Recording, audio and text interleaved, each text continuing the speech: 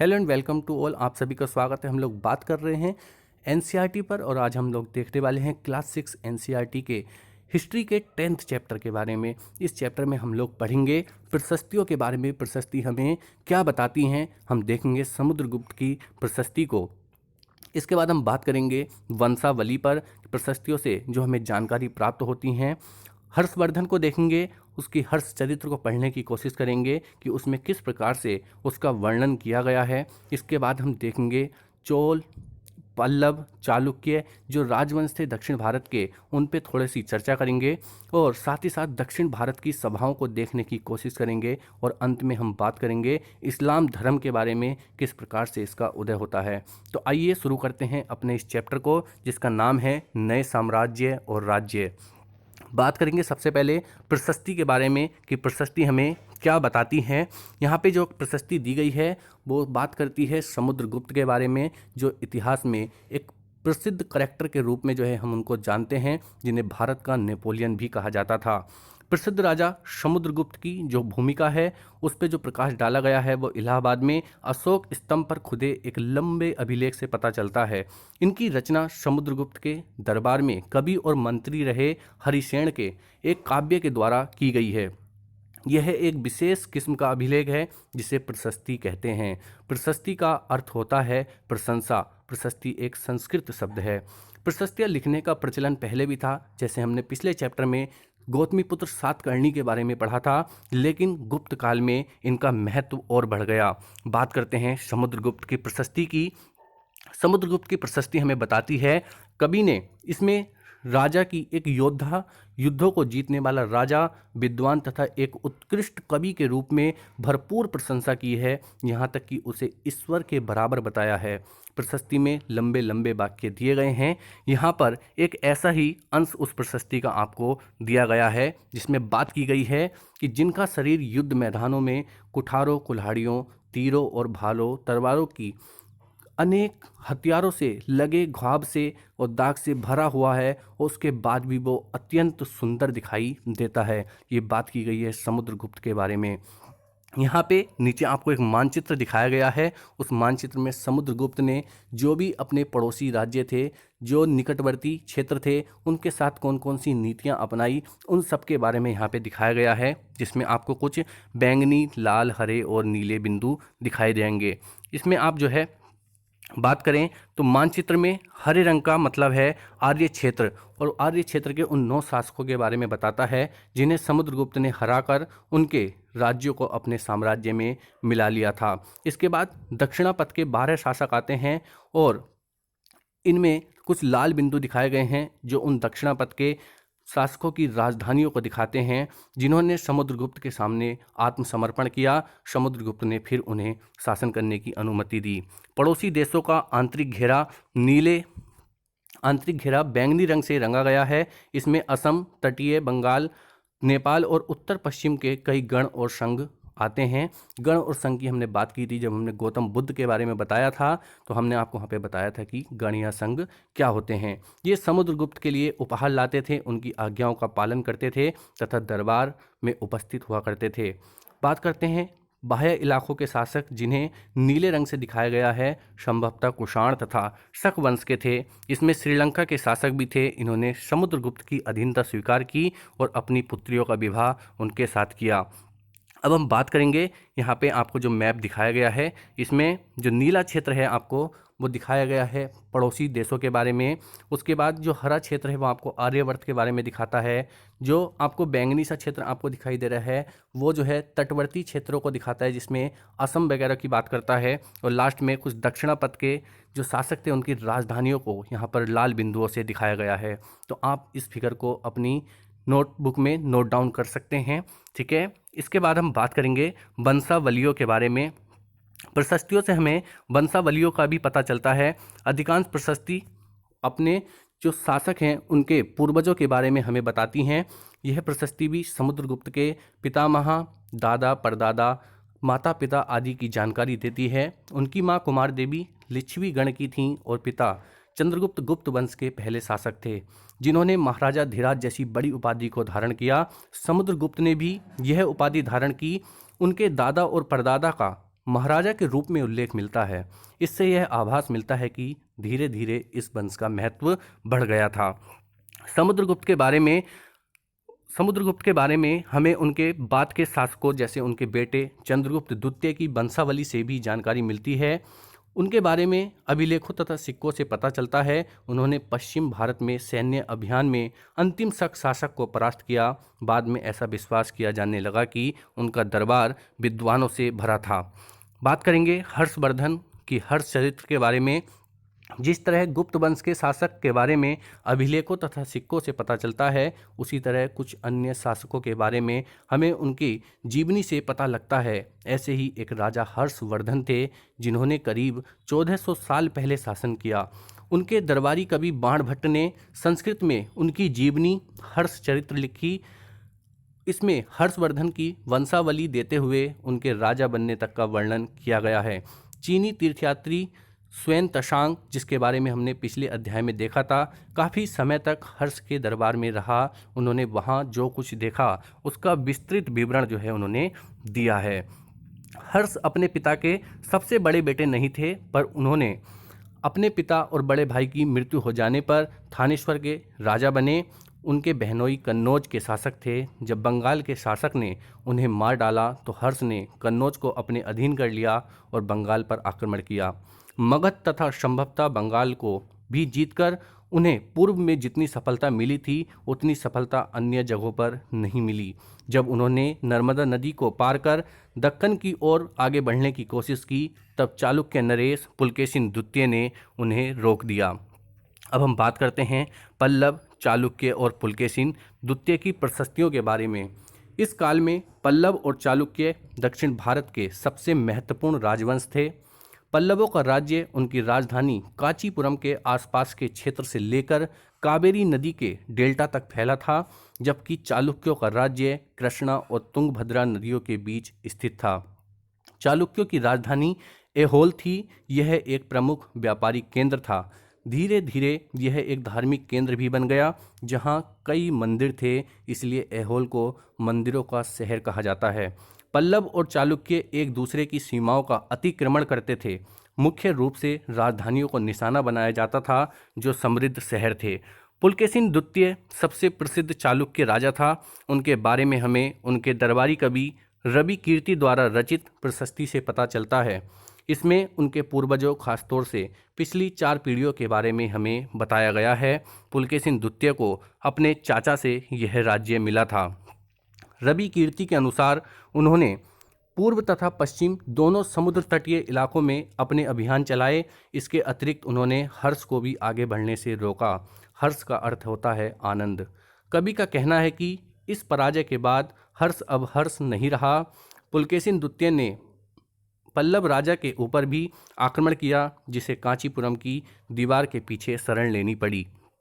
पर चालुक्यों की विजय अल्पकालीन थी। लड़ाई से दोनों वंश दुर्बल होते गए। पल्लवों और चालुक्यों को अंततः राष्ट्रकूटों तथा चोल वंशों ने समाप्त कर दिया, जिसके बारे में हम नेक्स्ट क्लास में पढ़ेंगे। इन साम्राज्यों का प्रशासन कैसे चलता था, इस पे थोड़ी सी बात करते हैं। पहले के राजाओं की तरह इन राजाओं के लिए भूमि कर सबसे महत्वपूर्ण बना रहा। प्रशासन की प्राथमिक इकाई गांव होती थी, लेकिन धीरे धीरे कई नए बदलाव आए।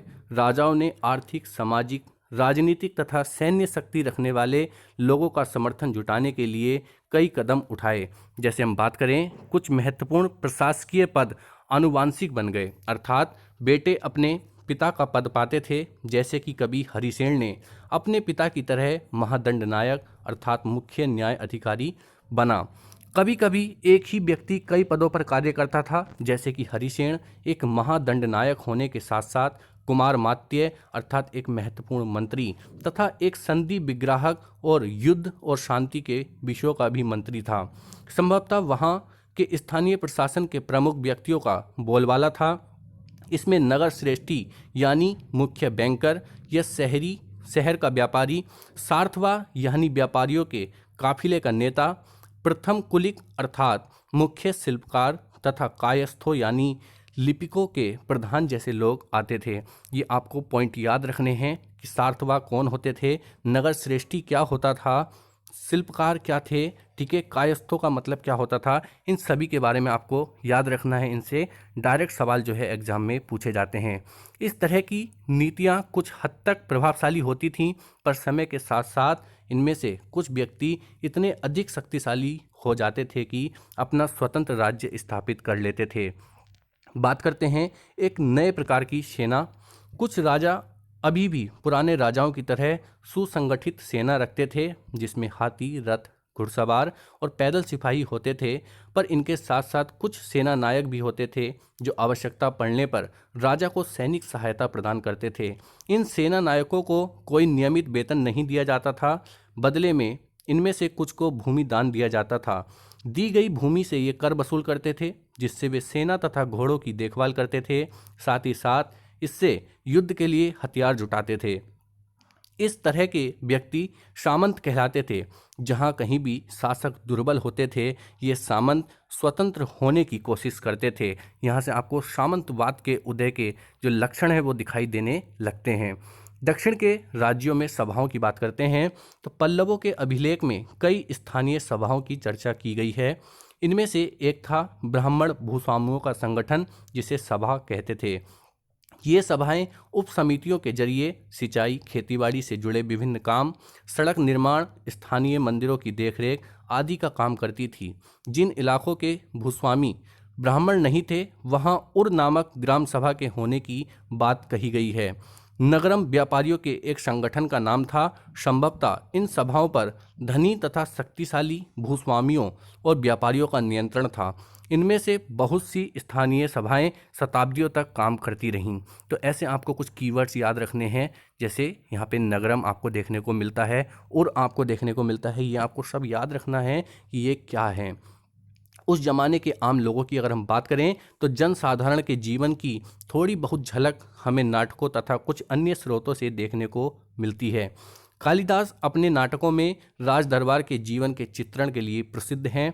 इन नाटकों में एक रोचक बात यह है कि राजा और अधिकांश ब्राह्मणों को संस्कृत बोलते हुए दिखाया गया है, जबकि अन्य लोग तथा महिलाएं प्राकृत बोलते हुए दिखाए गए हैं। उनका सबसे प्रसिद्ध नाटक अभिज्ञान शकुंतलम दुष्यंत नामक एक राजा और शकुंतला नाम की एक युवती की प्रेम की कहानी है। इस नाटक में एक गरीब मछुआरे के साथ राज कर्मचारियों के दुर्व्यवहार की बात की गई है। यहाँ पे एक कहानी दी गई है। एक मछुआरे को एक कीमती अंगूठी मिली। यह अंगूठी राजा ने शकुंतला को भेंट की थी, पर दुर्घटनावश उसे एक मछली निगल गई। जब मछुआरा इस अंगूठी को लेकर राजमहल पहुंचा तो द्वारपालों ने उस पर चोरी का आरोप लगाया और मुख्य पुलिस अधिकारी भी बहुत बुरी तरह से पेश आए। राजा उस अंगूठी को देखकर बहुत खुश हुए और उन्होंने मछुआरे को इनाम दिया। पुलिस वाले और द्वारपाल मछुआरे से इनाम का कुछ हिस्सा हड़पने के लिए उसके साथ शराब खाने चल पड़े। तो यहाँ पे जो है ये कहानी दी गई है, जो अभिज्ञान शकुंतलम से ली गई है। बात करते हैं चीनी तीर्थयात्री फाहियान का ध्यान उन लोगों की दुर्गति पर भी गया जिन्हें ऊंचे और शक्तिशाली लोग अछूत मानते थे। इन्हें शहरों के बाहर रहना पड़ता था। वे लिखते हैं, अगर इन लोगों को शहर या बाजार के भीतर आना होता था तो सभी को आगाह करने के लिए एक लकड़ी के एक टुकड़े पर चोट करते थे। यह आवाज़ सुनकर लोग सतर्क होकर अपने को छू जाने से या किसी भी प्रकार के संपर्क से बचाते थे।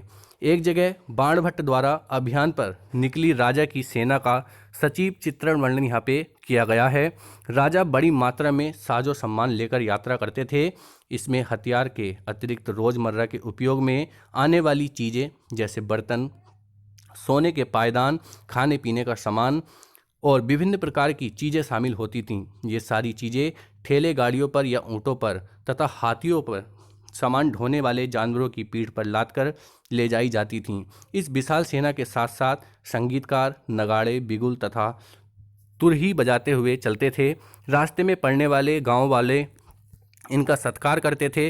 वे दही, गुड़ तथा फूलों का उपहार लाते थे तथा जानवरों को चारा भी देते थे। वे राजा को भी मिलना चाहते थे ताकि अपनी शिकायत या कोई अनुरोध उनके सामने रख सकें। पर ये सेनाएं अपने पीछे विनाश और विध्वंस की निशानी छोड़ जाती थीं। अक्सर गांव वालों की झोपड़ियां हाथी कुचल डालते थे और व्यापारियों के काफिले में जुटे बैल इस हलचल भरे माहौल से डरकर भाग खड़े होते थे। बाणभट्ट लिखते हैं, पूरी दुनिया धूल के गर्त में डूब जाती थी। तो यहाँ पे इस राजा की सेना के बारे में बताया गया है। अब हम बात करते हैं अरब की। मरुभूमि में होते हुए भी सदियों से अरब यातायात का एक बड़ा केंद्र था। दरअसल अरब व्यापारी तथा नाविक ने भारत और यूरोप के बीच समुद्री व्यापार बढ़ाने के एक महत्वपूर्ण भूमिका निभाई थी। अरब में रहने वाले अन्य लोगों में बेदुइन थे जो घुमक्कड़ कबीले के होते थे। ये मुख्य रूप से ऊँटों पर आश्रित होते थे, क्योंकि यह एक ऐसा मजबूत जानवर था जो मरुभूमि में स्वस्थ रह सकता था। लगभग 1400 साल पहले पैगंबर मोहम्मद ने अरब में इस्लाम नामक एक नए धर्म की शुरुआत की। ईसाई धर्म की तरह इस्लाम ने भी अल्लाह को सर्वोपरि माना। उनके बाद सभी को समान माना गया है। यहाँ इस्लाम धर्म के पवित्र ग्रंथ कुरान का एक अंश दिया गया है। मुसलमान स्त्रियों और पुरुषों के लिए, विश्वास रखने वाले स्त्रियों और पुरुषों के लिए, भक्त स्त्री और पुरुषों के लिए, सच्चे स्त्री और पुरुषों के लिए, धैर्यवान और स्थिर मन में स्त्री और पुरुषों के लिए, दान देने वाले स्त्री और पुरुषों के लिए, उपवास रखने वाले स्त्री और पुरुषों के लिए, अपनी पवित्रता बनाए रखने वाले स्त्री और पुरुषों के लिए, अल्लाह को हमेशा याद करने वाले स्त्री और पुरुषों के लिए। अल्लाह ने इन सब के लिए ही क्षमा और पुरस्कार रखा है। अगले 100 सालों के दौरान इस्लाम उत्तरी अफ्रीका, स्पेन, ईरान और भारत में फैल गया। अरब नाविक जो इस उपमहाद्वीप की तटीय बस्तियों से पहले से ही परिचित थे, अब अपने साथ इस नए धर्म को भी ले आए। अरब के सिपाहियों ने करीब 1300 साल पहले सिंध को जीत लिया था। तो इस तरीके से हमने अपने 10th चैप्टर पे बात करी, जिसमें हमने प्रशस्ति, समुद्रगुप्त, पुलकेशिन द्वितीय, हर्षवर्धन को देखा, साथ ही साथ दक्षिण भारत की कुछ सभाएं, वहाँ का प्रशासन और आम लोगों के जीवन पे चर्चा की, और लास्ट में हमने इस्लाम धर्म के उदय की बात करी। तो अगले चैप्टर में हम बात करेंगे कुछ और नए टॉपिक पर। तब तक के लिए धन्यवाद, नमस्कार, जय हिंद, जय भारत।